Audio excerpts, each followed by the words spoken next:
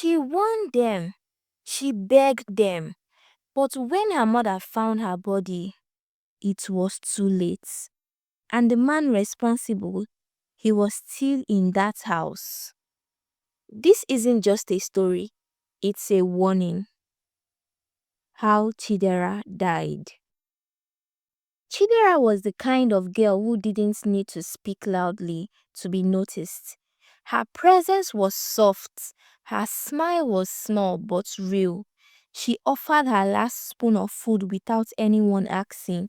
Her teachers trusted her. Her friends adored her. She was 17 and already she knew what she wanted: medicine. She wanted to help people, heal wounds, bring babies safely into the world. She had told Aisha, her best friend, "I want to be the reason someone lives." They used to sit under the guava tree behind their compound after school. Aisha would talk about boys. Chidera would laugh and change the topic. She didn't care about all that. Her mind was set on books, exams, her future. Her mother, Nkechi, did her best. She sold foodstuffs, braided hair, and took up cleaning jobs, anything to make Chidera stay in school. Their life wasn't perfect, but it was stable, safe, until Paul moved in. He was her mother's cousin. He lost his job in Port Harcourt, and Nkechi said he just needed a place to get back on his feet. He came with a nylon bag, a bottle of schnapps, and too many stories. At first, he was playful, called Chidera my doctor, but it didn't last. His compliments started changing. "You don't dey grow," he said once. "Eyes lingering too long. Doctor with figure eight," he said another day, grinning like it was funny. She started avoiding him. Her steps grew quicker around the house. She began locking her door, something she never used to do. He noticed. He started calling her proud. Nkechi didn't see any of it. She was tired, busy, grateful. "At least he's helping," she said when Chidera mentioned his drinking. So Chidera stopped mentioning anything. She wrote instead in a plain brown notebook she hid beneath her mattress. Her first real entry read, "He doesn't look at me like an uncle. He looks at me like a man who's waiting. I don't like how it feels. I don't feel safe anymore." At school, Aisha noticed something had shifted. Chidera stopped staying after school. She no longer walked home with friends. Her eyes were always searching, checking corners. She wore oversized sweaters, even when the sun was out. The girl who used to giggle over biology notes now avoided every question. She was not okay. One night, she gathered the courage to speak. It was late. Her mother was plaiting her own hair in front of a mirror. Chidera stood quietly behind her. "Mommy, I want to tell you something." Nkechi barely looked up. "What is it?" "It's Uncle Paul. Sometimes he touches me." The comb in Nkechi's hand stopped mid-air. "What did you say?" Chidera's voice dropped. "When you are not around, sometimes he..." Before she could finish, the words were swallowed by shouting. "Don't ever say that again. Do you know what you're accusing him of? My own cousin. Do you want people to say you are possessed?" Chidera's hands trembled. "I'm not lying." Nkechi hissed. "You've been watching too many movies. You better face your books." That night, Chidera cried under her blankets. But it wasn't from fear. It was the betrayal, the loneliness. She wrote again. I told her. She didn't believe me. She looked at me like I was a stranger. The next morning, she wore her longest sleeve. She didn't greet Paul when she passed him. He laughed, a low, knowing sound. "You dey form now, eh? No worry, you go still smile for me." That day, at lunch, Aisha tried again. "Talk to me now." Chidera just shook her head, not saying, I dey okay, but her journal said otherwise. He touched me again. I stayed still. I couldn't scream. I just wanted to vanish. I am tired. At school, her test scores dropped. At home, her door stayed locked. At night, she started sleeping with the lights on. And Nkechi, she just told people, teenage girls are like that. She's just being moody. No one listened. No one saw. But Chidera was disappearing right in front of them. It was a Saturday evening. Nkechi had gone to the market to buy foodstuffs. Chidera was at home, alone. She stayed in the kitchen, peeling yam, pretending she wasn't afraid, but her hands trembled slightly. She could hear Uncle Paul's movements, his footsteps, his cough. His humming. He was always humming when he was up to no good. He entered the kitchen without a word. She didn't turn, didn't greet. Her body went cold. You are forming now, Abby, he said, stepping closer. Big girl that cannot even greet. She took a deep breath.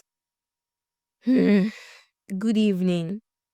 Evening, he repeated mockingly, then leaned in. Come and help me scratch my back. I'm busy, she said, eyes still on the yam.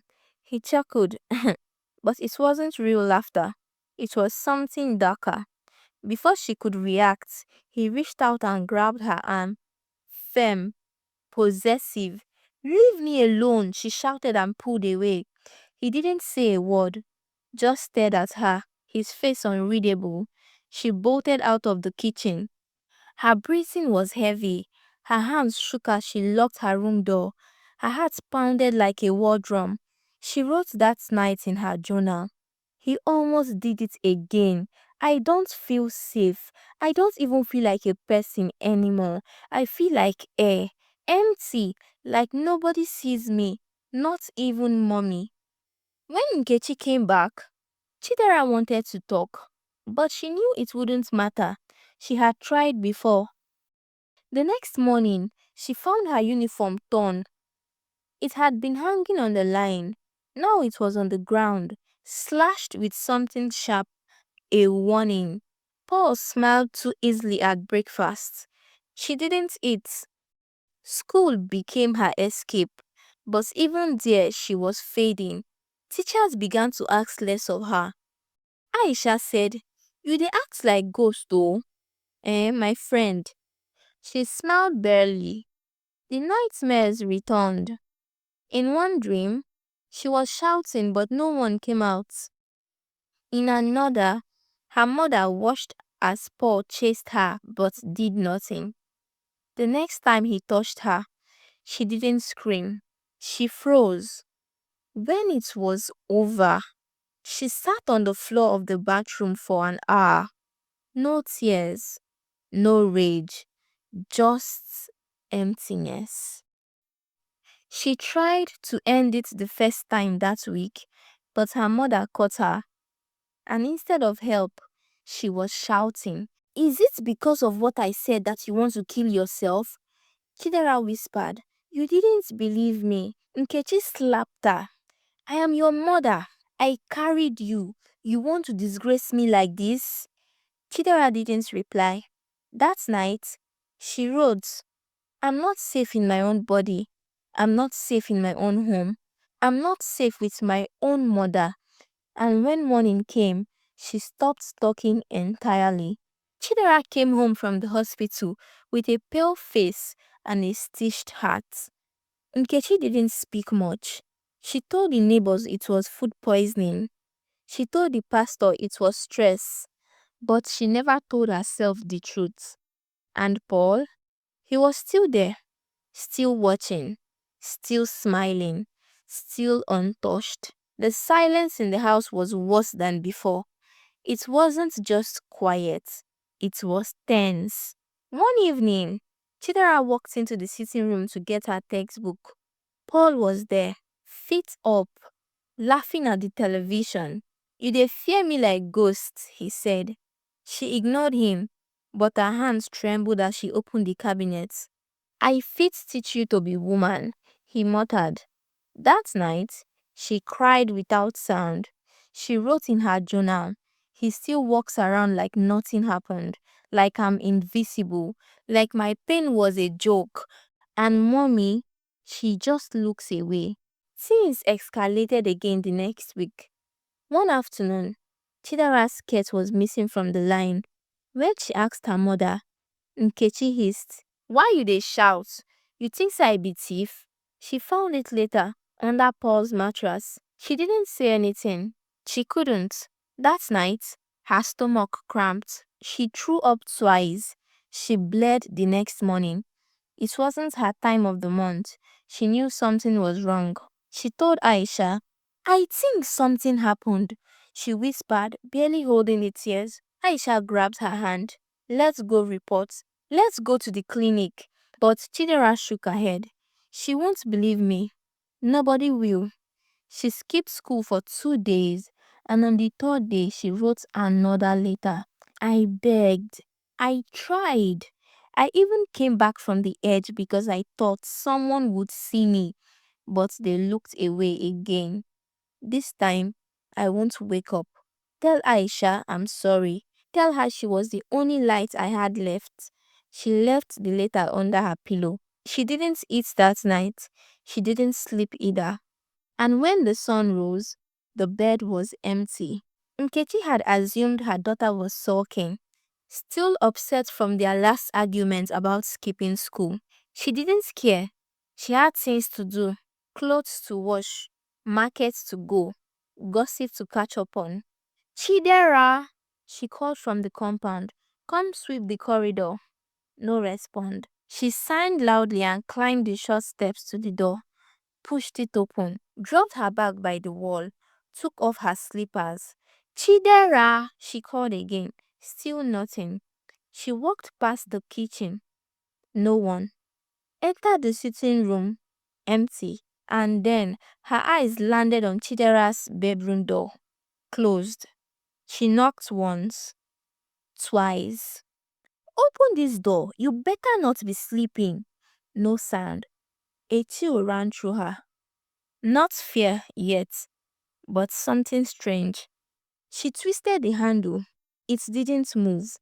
Why is this door locked? She muttered, already reaching for the key she kept above the door frame. The key turned. The door cracked open. The smell hit her first. Something sharp, bitter, and unnatural. Then she saw her, Chidera, lying still, face turned toward the window, lips slightly parted, eyes not closed, not open. On the floor beside her bed was an empty bottle of insecticide, one Nkechi kept in the bathroom. The curtains were drawn, her phone was off, and under her pillow, neatly placed, was a folded note. Nkechi screamed so loudly, the neighbors thought it was a fire. Two women rushed in. A man followed. Someone tried to lift Chidera. Someone else shouted her name. One of the women slapped her cheeks. Another called an ambulance, even though she already felt cold. The letter was simple. This time, I didn't change my mind. Please don't let him stay in this house anymore. And mommy, I really did need you. Nkechi dropped to the floor. She wept, but it wasn't the loud, chest beating kind. It was the sound of something breaking inside, the kind of cry you hear from someone who's been holding in truth for far too long. That night, the street was silent. Even the usual generators were off. People sat outside in groups, whispering. She tried before, didn't she? I thought she looked sick. I always wondered about that man. I didn't know it was this bad. The pastor came by. So did Aisha, with swollen eyes and trembling hands. They laid her body on the couch, covered in white. Nkechi sat beside her. I thought I was protecting you. I thought I was protecting you. I thought it would pass. I thought it wouldn't.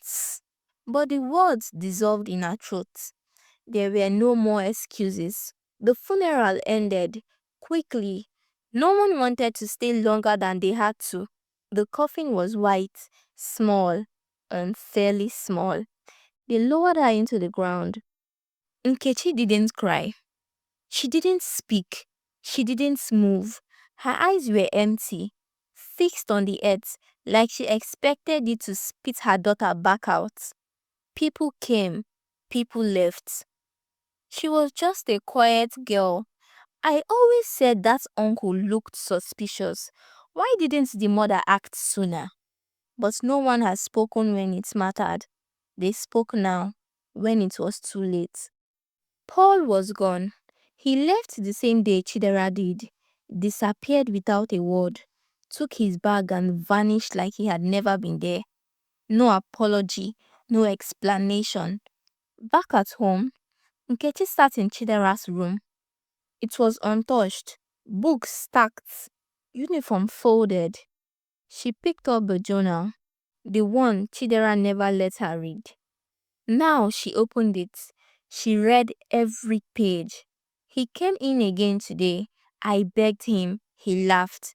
I tried to tell mommy. She said I was imagining things. I think I'm going crazy. Or maybe I already am. If I leave, maybe someone will finally listen. Nkechi pressed the book to her chest and rocked slowly, crying. That night, she couldn't sleep. There was no noise in the house, just guilt. 3 days later, she went to the police. She didn't lie this time. She didn't protect anyone. She gave them the journal, the name, the timeline. I didn't believe her, she said, and now she's gone. It didn't take long to find Paul. Someone recognized his face. He was hiding in another town, sleeping in an uncompleted building. When they arrested him, he smirked. They said the girl had problems. He told the officer she always looked for attention. But the evidence spoke louder. The words Chidera left behind. The teacher who had noticed her fading. The friend who had heard her last truth. This time, there was no escape.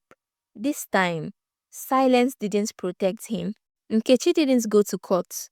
She didn't want to see his face again. She let the lawyers handle him and send him to jail. She decided to be a strong voice for teenage girls. She stood in front of a group of teenage girls one Saturday morning and she told them the truth. My daughter came to me and I didn't listen. I thought I was doing the right thing. I thought she was assuming things. I thought she was lying. I thought she was just pretending and imagining things. But I buried my only child, my daughter, Chidera, because of that lie. The room went still. No questions, no comments, just eyes that understood too well. That was the first time Nkechi cried in public. Not for pity, but because it was the only thing she could give Chidera now. Her voice. Chidera didn't die because she was weak. She died because silence was louder than her voice. Because the one person she trusted chose pride over truth. Because no one stopped the man who should have never been close to her. She died in a house where she should have been safest, with a journal full of cries no one read, with bruises hidden beneath sweaters, with fear that became normal.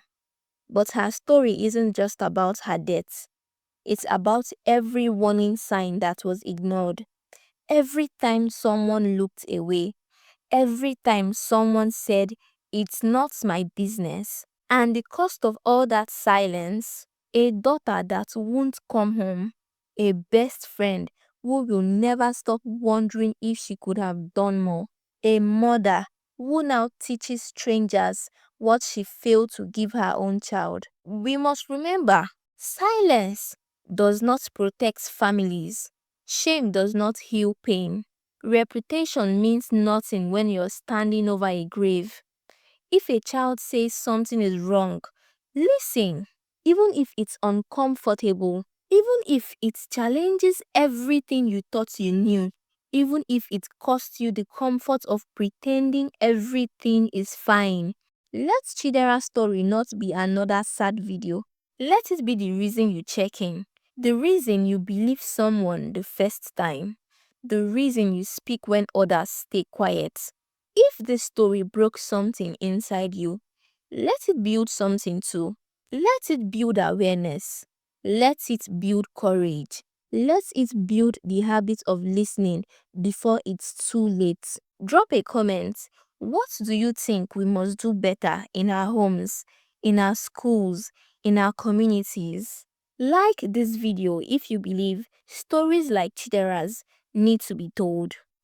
And don't forget to hit the subscribe button.